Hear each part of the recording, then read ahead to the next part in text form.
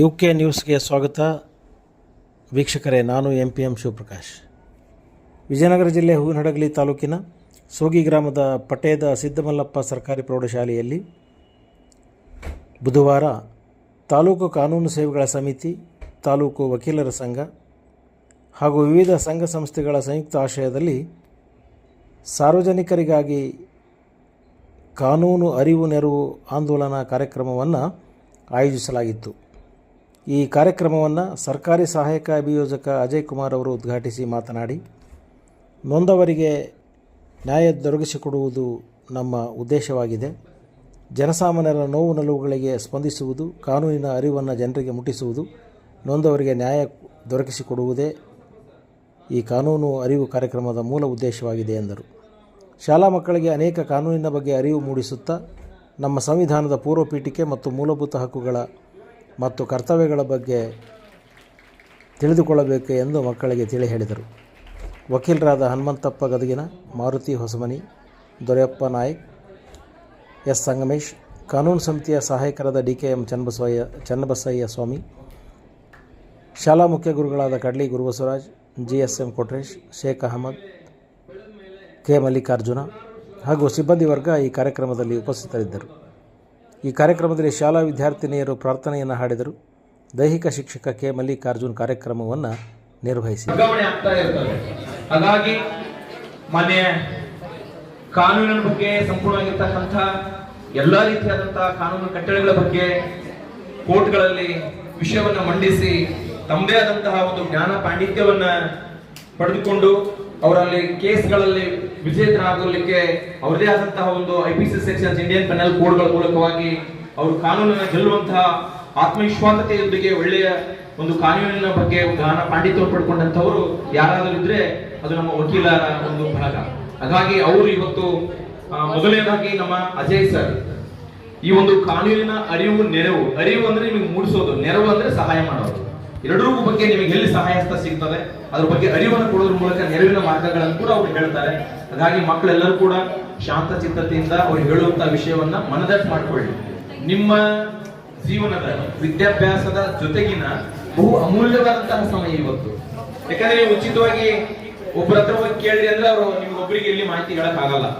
ಇವತ್ತು ಅವರೇ ನಮ್ಮ ಶಾಲೆಗೆ ಬಂದು ಇಷ್ಟು 150, 200, 300 ಮಕ್ಕಳಿಗೆ ಇವತ್ತು ಮಾಹಿತಿ ಕೊಡ್ತಾ ಇದ್ದಾರೆ ಅಂದ್ರೆ ನಿಜವಾಗ್ಲೂ ಕೂಡ ಅರ್ಥಬದ್ಧ ಮತ್ತೆ ಅರ್ಥಪೂರ್ಣ ಕಾರ್ಯಕ್ರಮ ಅಂತ ಹೇಳ್ತಾ, ಮಾನ್ಯ ಸರ್ಕಾರಿ ವಕೀಲರಾದಂತ ನಮ್ಮ APP ಸರ್, ಅಜಯ್ ಸರ್, ಹಾಗೆಯೇ ಈ ಒಂದು ಸುಂದರ ಕಾರ್ಯಕ್ರಮವನ್ನು ಆಯೋಜನೆ ಮಾಡಿರ್ತಕ್ಕಂಥ ನಮ್ಮ ಶಾಲಾ ಶಿಕ್ಷಕ ಗುರುಬಸವರಾಜ್ ಮೊದಲನೇದಾಗಿ ಅಭಿನಂದನೆಗಳು ಸಲ್ಲಿಸ್ತಾ ಇದ್ದೀನಿ.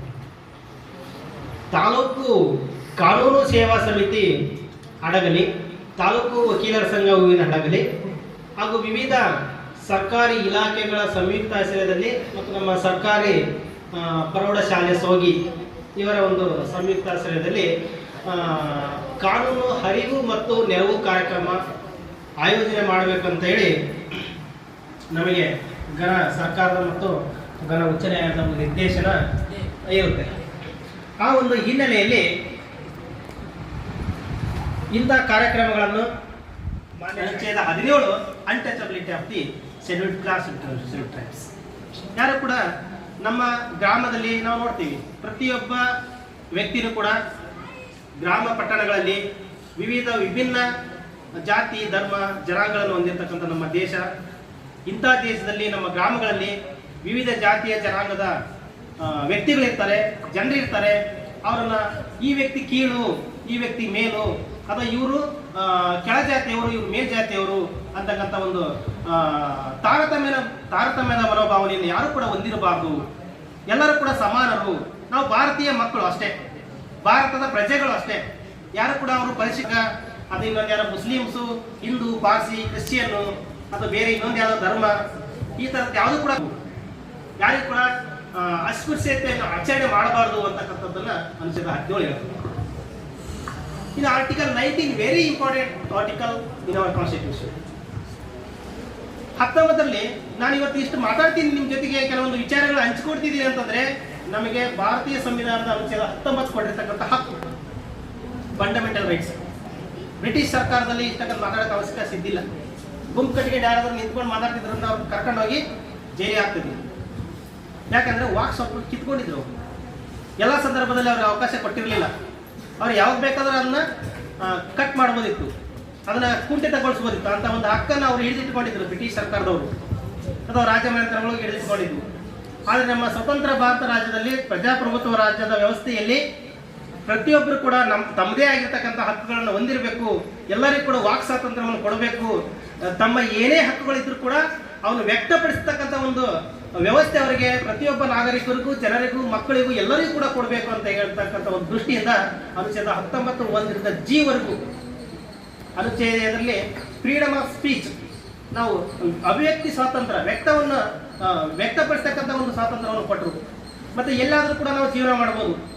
ಸೋಗಿನೆಲ್ಲಾದ್ರೂ ಜೀವನ ಮಾಡ್ರಿ, ಅಥವಾ ಎಲ್ಲಾದ್ರೂ ಹಡಗಿನೆಲ್ಲಾದ್ರೂ ಮಾಡ್ರಿ, ಬೇರೆ ಇನ್ನೊಂದು ಯಾವ್ದಾರು ಅಂಗಡಿ ಮಳೆಲ್ಲಾದ್ರೂ ಮಾಡ್ರಿ, ಎಲ್ಲಾದ್ರೂ ಮಾಡ್ಬೋದು. ನಮ್ಮ ಹಕ್ಕು ಅದು, ಅದ್ರ ಕೊಟ್ಟರು. ಮತ್ತೆ CDEFG ಎಲ್ಲದರಲ್ಲಿ ಆಸ್ತಿ ಒಂದು ಹಕ್ಕು ಅದು ತೆಗೆದು ಹಾಕಿದ್ರು. ಅದನ್ನು ತೆಗೆದುಹಾಕಿ ಆರ್ಟಿಕಲ್ 300 ಅಲ್ಲಿ ಸೇರಿಸಿದ್ರು. But that is not a fundamental rights. ಅದು ಮೂಲಭೂತ ಹಕ್ಕಲ್ಲ. ನಿಮಗೆ ಆಸ್ತಿ ಅವಕಾಶ ಇದೆ, ನೀವು ಆಸ್ತಿಗಳನ್ನು ತಗೋಬಹುದು ಅಥವಾ ಹೊಂದಬಹುದು, ಆದರೆ ನಿಮಗೆ ಮೂಲಭೂತ ಇರಲೇಬೇಕು ಅಂತ ಇಲ್ಲ. ಮೊದಲು ಇತ್ತು ಅಂತ ತೆಗೆದು ಹಾಕಿದ್ರು. ಅದು 1976 ಅಲ್ಲಿ 42 ಅಮೆಂಡ್ಮೆಂಟ್ ಮಾಡಿ ತೆಗೆದು ಹಾಕಿದ್ರು ಅದನ್ನ. ಇನ್ನೇನು ಆರ್ಟಿಕಲ್ 20 ವೆರಿ ಇಂಪಾರ್ಟೆಂಟ್. ಅನುಚ್ಛೇದ 20 ಏನ್ ಹೇಳ್ತದೆ, ಯಾವುದೇ ವ್ಯಕ್ತಿ ಅಪರಾಧ ಮಾಡಿದ ಅಂತಂದ್ರೆ ಅವನಿಗೆ ಮೂಲಭೂತ ಹಕ್ಕುಗಳ ಬಗ್ಗೆ ತಿಳಿಸಿಕೊಡಬೇಕು. ಫಸ್ಟ್ ಇಮಿಡಿಯೇಟ್ ಆಗಿ ಅವನಿಗೆ ಅರೆಸ್ಟ್ ಮಾಡುವಂಗಿಲ್ಲ. ಅವರ ವಕೀಲರನ್ನ ಭೇಟಿ ಮಾಡ್ಲಿಕ್ಕೆ ಅವಕಾಶ ಕೊಡಬೇಕು. ಮತ್ತೆ ವಿತಿನ್ 24 hours ಒಳಗೆ ಮ್ಯಾಜಿಸ್ಟ್ರೇಟ್ ಮುಂದೆ ಹಾಜರುಪಡಿಸಬೇಕು. ಅವ್ರಿಗೆ ಯಾವುದೇ ರೀತಿ ಅವನ ಹಕ್ಕುಗಳಿಗೆ, ಜೀವಿಸ್ತಕ್ಕಂಥ ಹಕ್ಕುಗಳಿಗೆ ಉಲ್ಲಂಘನೆ ಆಗಬಾರ್ದು ಅಂತಕ್ಕಂಥ ಆರ್ಟಿಕಲ್ 20. ಇನ್ನು 21 it is very important. Fundamental rights, right to life our in society. ನಾವು ಸಮಾಜದಲ್ಲಿ ಜೀವಿಸ್ತಕ್ಕಂಥ ಹಕ್ಕು ಕೊಟ್ಟಿರ್ತಕ್ಕಂಥದ್ದು. ನಾವು ಉಸಿರಾಡ್ತಕ್ಕಂಥ ಗಾಳಿ, ನೀರು, ಬೆಳಕು. 79 ನಡೀತಿದ್ದಾರೆ. ಅದು ಇದು ಕೂಡ ಅಪರಾಧ. ಇನ್ನು ಪೋಕ್ಸೋ ಕಾಯ್ದೆನಲ್ಲಿ ಯಾರಾದರೂ ಮಕ್ಕಳಿಗೆ ನಿರ್ಭಯ ಕಾನೂನು ಬಂದ್ಮೇಲೆ ಇದು ತುಂಬಾ ಸ್ಟ್ರಾಂಗ್ ಆಯ್ತು. ಡೆಲ್ಲಿನಲ್ಲಿ ನೀವು ನ್ಯೂಸ್ ನೋಡಿರ್ಬೋದು ಒಂದು ಕೇಸು. ಆ ಕೇಸ್ ನಂತರ ಸಾಕಷ್ಟು ಸರ್ಕಾರಗಳು ಎಚ್ಚೆತ್ತುಕೊಂಡು ಅದು ವಿಶೇಷವಾಗಿ ಕಾಯ್ದೆನೇ ಪಾಸ್ ಮಾಡಿ, ಅಂತ ಯಾರಾದರೂ ಒಬ್ಬ ವ್ಯಕ್ತಿ ನಿಮಗೆ ಏನಾದ್ರು ತೊಂದರೆ ಕೊಟ್ಟು ಅಂತಂದ್ರೆ ನೀವು ಇಮಿಡಿಯೇಟ್ ಆಗಿ ತಕ್ಷಣಕ್ಕೆ ಪೊಲೀಸ್ ಠಾಣೆ, ಸರ್ ಹೇಳಿದಾಗ ಅವಲೇ 112 ಇದೆ, ಅದು ಉಚಿತ ಸಹಾಯವಾಣಿ. ಮಕ್ಕಳ ಸಹಾಯವಾಣಿ ಇದೆ, 10998 ಇದೆ, 1098 ಮಕ್ಕಳ ಸಹಾಯವಾಣಿ ಇದೆ. ಅದಕ್ಕೆ ನೀವು ಅದು ಕಾಲ್ ಮಾಡಿದ್ರೆ ಕೂಡ ಉಚಿತವಾಗಿ ನಿಮ್ಮನ್ನೇ ಪ್ರೊಟೆಕ್ಷನ್ ಮಾಡ್ತಾರೆ. ಮಕ್ಕಳ ಹಕ್ಕುಗಳ ರಕ್ಷಣಾ ಸಮಿತಿ ಅಂತಾನೆ ಜಿಲ್ಲಾ ಮಟ್ಟದಲ್ಲಿ ಇರ್ತವೆ. ಅವರು ನಿಮಗೆ ರಕ್ಷಣೆ ಮಾಡಿ ನಿಮಗೆ ಏನ್ ನೆರವು ಬೇಕೋ ಅದನ್ನೆಲ್ಲ ಕೊಡ್ತಾರೆ. ಇನ್ನು ನಮ್ಮ ಉಚಿತ ಕಾನೂನು ನೆರವು ಸೇವಾ ಸಮಿತಿ ಪ್ರತಿಯೊಂದು ತಾಲೂಕು ಮಟ್ಟದಲ್ಲಿ ಇರ್ತವೆ. ಆ ತಾಲೂಕು ಮಟ್ಟದಲ್ಲಿ ಬಂದ್ರೆ ನಿಮಗೆ ಏನು ಅನ್ಯಾಯ ಆಗಿದೆ ಅಂತ, ಅನ್ಯಾಯ ಆಗಿರ್ತಕ್ಕಂಥ ಮಕ್ಕಳಿಗೆ ಅಲ್ಲಿ